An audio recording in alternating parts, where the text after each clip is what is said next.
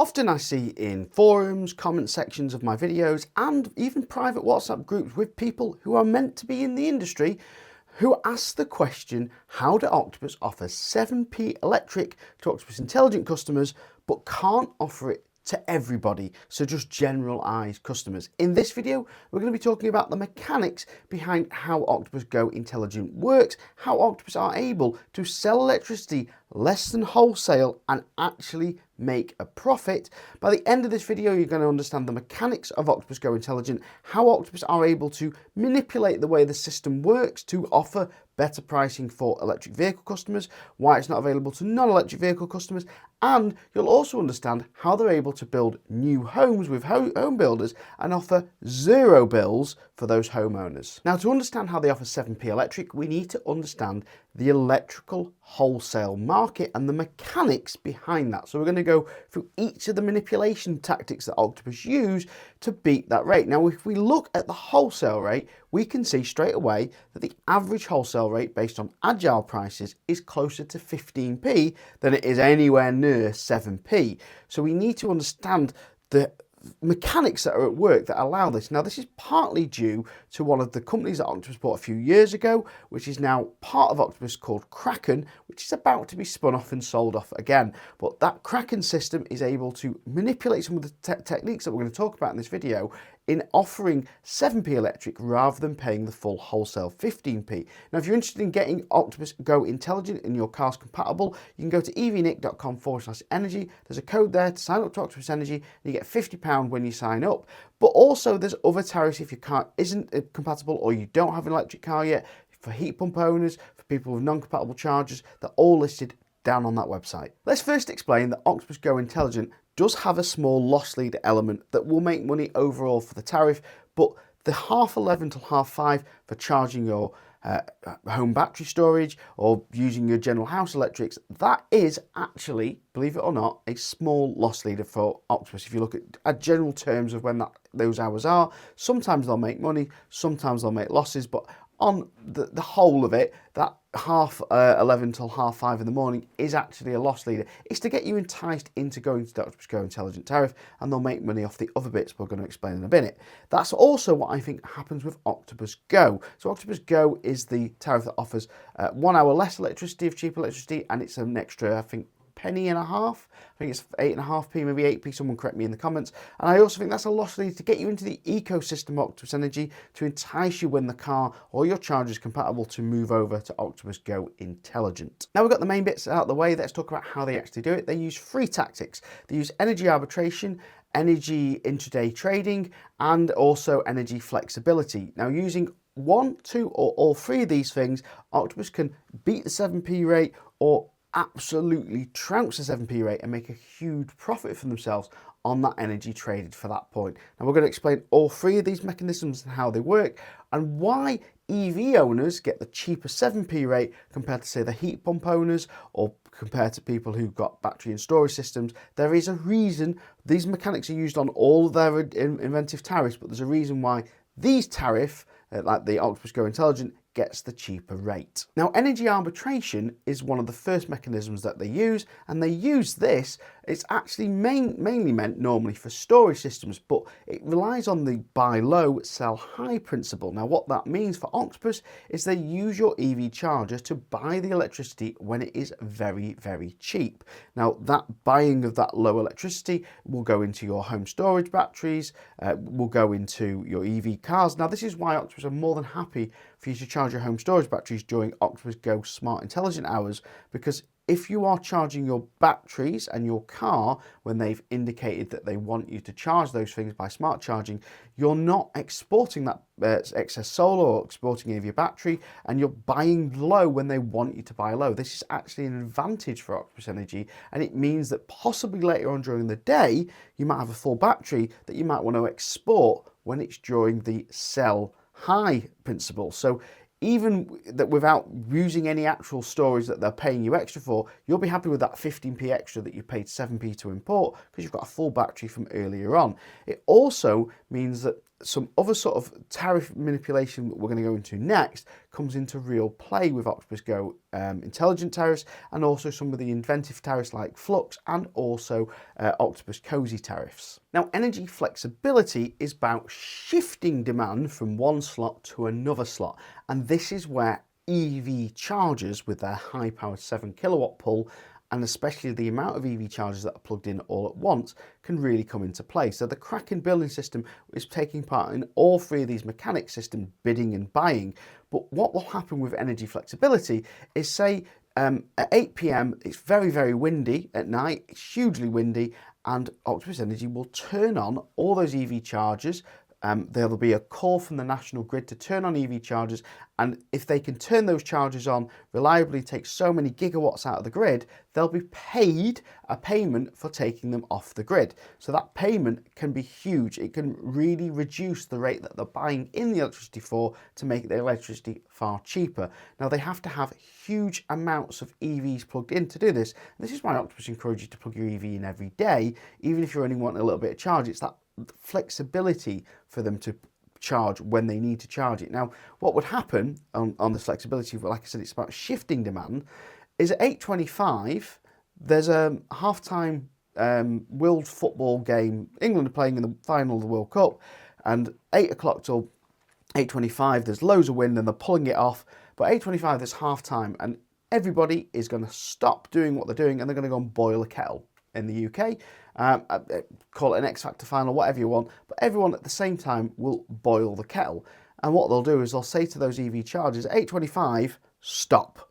So it's a 25-minute slot that they've asked you to turn on and then turn off for that little bit where they're going to have a surge of electricity where they need that power that's already on the grid.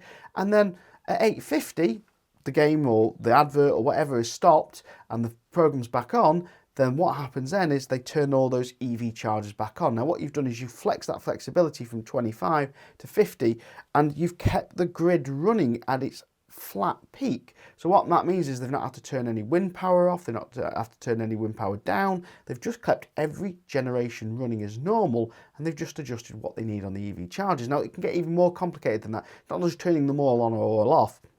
The grid might say we only need 10 kilowatts off, we only need 20 kilowatts off, we need all of them off. They might change that minute by minute, time by time, but that flexibility that Octopus can just turn on and off a few thousand, a few hundred charges all at once means that they have great flexibility on how they can manipulate the grid. This means that they're getting huge payments for that flexibility of turning off and on and shifting that demand from 1 minute or 5 minute or 20-minute slots and shedding that demand off the grid, keeping generation running smooth in the UK. But also, you got to appreciate that when you have to turn on or off a generation, maybe it might not be a wind turbine, it might be they're turning off, they have to turn on a gas plant.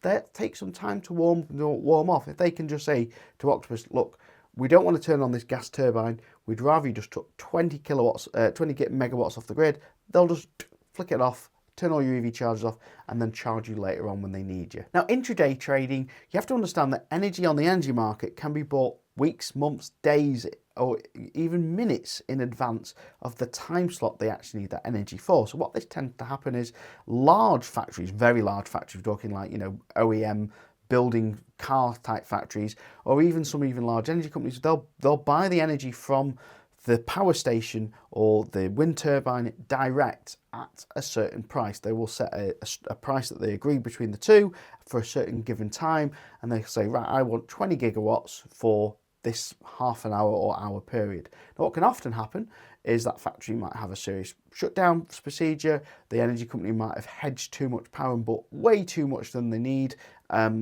Loads of things can happen. There might be a real reason why loads of people haven't turned up, got home for one day. There might be a whole host of reasons, but basically they bought too much and they paid for it. They paid for this energy and they don't want to use it all. They might only want to use 10 gigawatts, but they bought 20 gigawatts. So up to maybe 1 or 2 minutes or even 10 minutes before that half an hour slot, they want to sell it. Now, this can happen even up to the second before that energy slot comes up. They'll sell it onto the trading network. So they'll sell it back into the energy network at a discounted price. Now, they may have bought that energy a year in advance for 12p a kilowatt hour, and they might offer it on the intra network for maybe 6p, 7p, because they're going to lose all that money or make some of it back, so they'll sell it cheaper on the intraday trading. Now, like I said, this can happen up to the minute or up to the second just before it happens, and that absolute minute trading can mean that Octopus can make a profit even just off that. Now, people have told me who work in the industry that Octopus don't need all three of these mechanisms to make a profit. They can make money just off energy flexibility. And if that gives you an idea of the profit margins that are available to Octopus on Octopus Go Intelligent, but why are we not offering the 7p rate to everyone else? It's quite simple, really, because if you rang Mr. Joe Bloggs at 1:01 in the morning AM and said, "Hello, Mr. Joe Bloggs, just to let you know, we're going to give you 7p electric right now, but you need to turn on your kettle, your oven, put on your electric induction hob while also having an electric shower, so we can get that huge electricity draw. By the way, after 10 minutes, we need you to turn it all off, but we're not going to tell you now that we need 10 minutes. We're just going to ring you in 10 minutes and tell you to turn it back off." Joe Bloggs wouldn't be able to do that. That's the whole point of Octopus, have that reliable control of how many chargers are plugged in. Even if 10% of chargers don't respond to the command to turn off, that's enough for traded energy power from the rest of the customers that they can control it reliably. Now, this is why setting your EV charger to ignore smart charging and only charge between 11:30 and 5:30 will eventually see the Octopus tariff again see stricter rules implied on them. It's why Octopus need this great control and flexibility. Now, they could, you might say, ring Joe Bloggs at 6 o'clock in the evening and say, "Just to let you know, Joe, if you wake up at 1:01 in the morning, turn on these devices and we'll stand by your phone. We'll tell you when to turn them off." Why shouldn't he then be offered that 7p electric? Well, Octopus can't plan the rate like that. If you look at Octopus Go Intelligence planned rate when you plug your car in, it shows sometimes it might turn on, but they're no guarantee.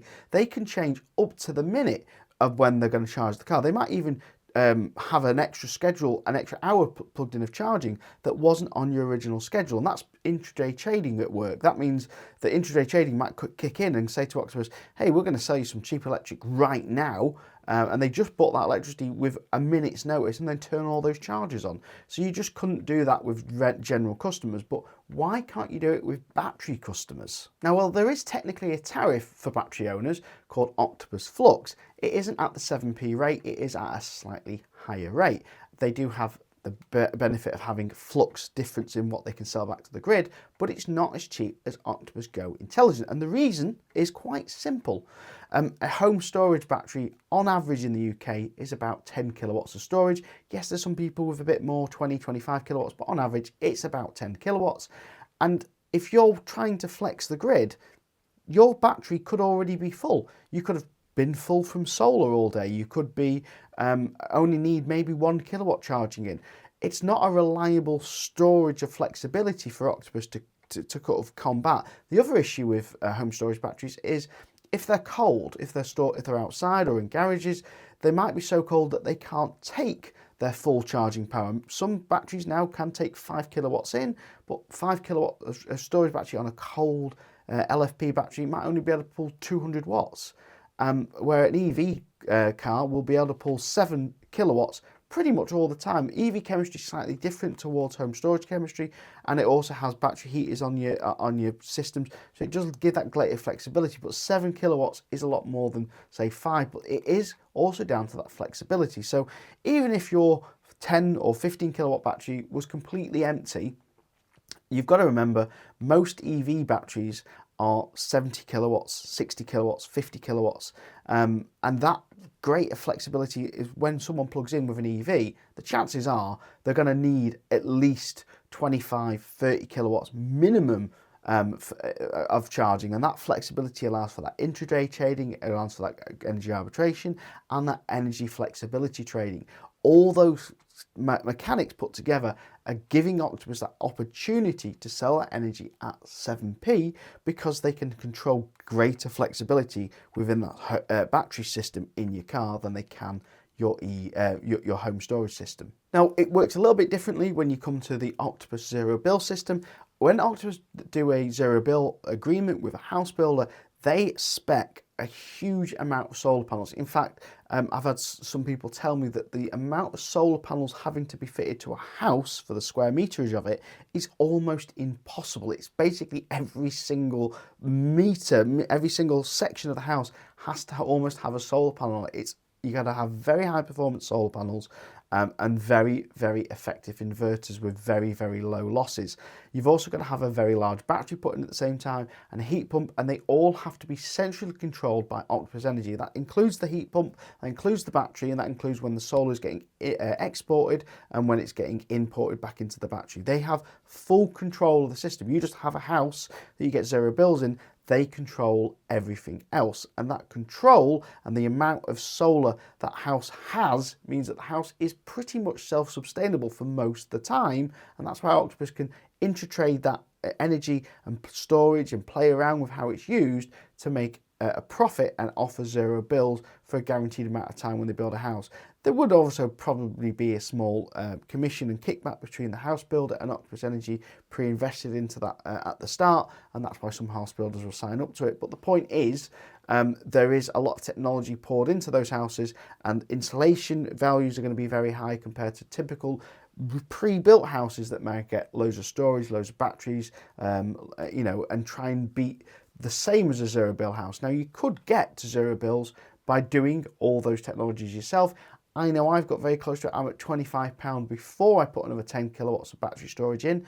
So when I've had a full year of the new 10 kilowatts, so I've now got 25 kilowatts of storage, I'll do a new video. I reckon I'm at zero bills now with 25 kilowatts of storage and about 16, 17 panels on my house. So if you want to see more about that, see this video here. If you want to sign up to Octopus Energy, go to evnick.com/energy and you get £50 when you sign up. But also maybe check out this video here about solar panel systems.